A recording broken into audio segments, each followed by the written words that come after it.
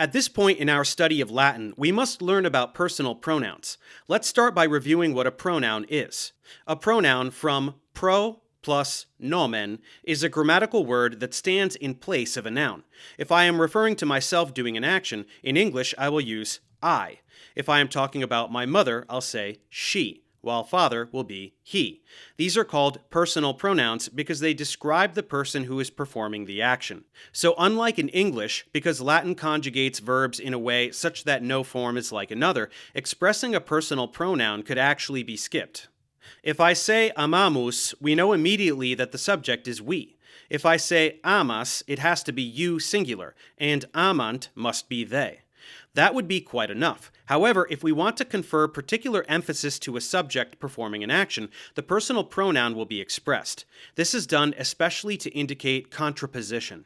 Consider this sentence: I am studying, but she is watching TV.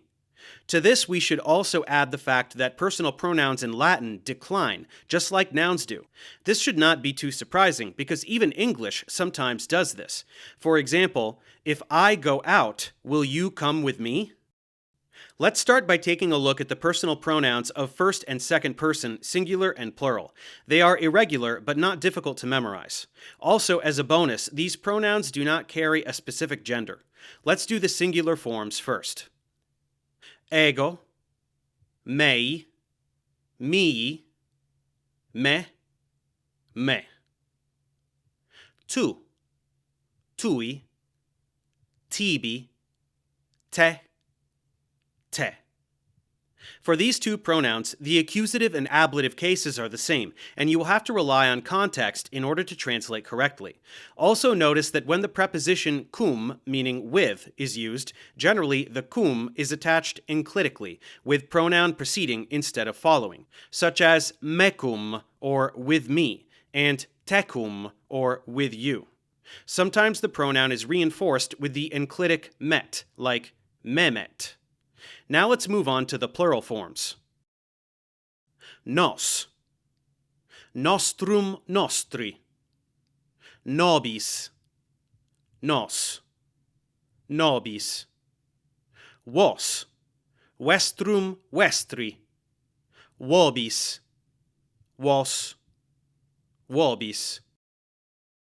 For these two pronouns, the nominative and the accusative look alike. Same for the dative and the ablative.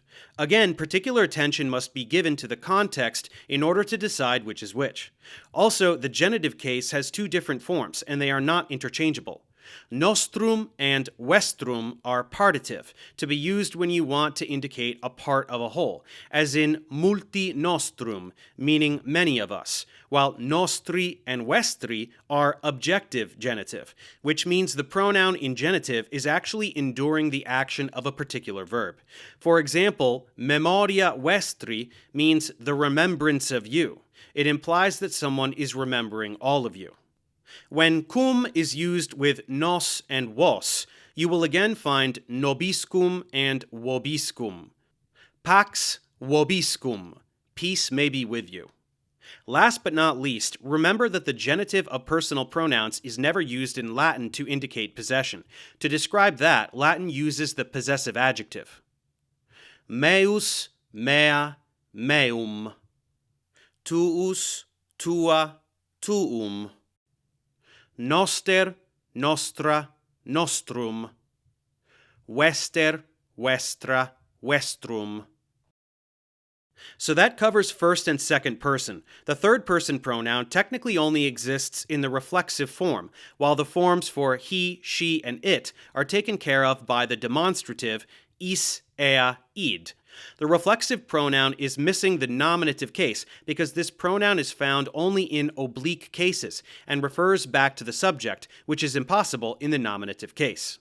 Like the other pronouns, the reflexive doesn't have a specific gender, and the plural forms are the same. Let's see the forms. Sui, sibi, se, se. Now let's put this all together and make some sentences. Ego fleo, tu rides. Homo doctus in se semper divitias habet. nos tibi iter tutum monstrabimus. Ego de te plura non dicam. Vir sapiens aliis semper ignoscit, numquam sibi. Tu quoque, Brute, fili mi? Si tu et Tullia valetis, ego valeo. Let's check comprehension.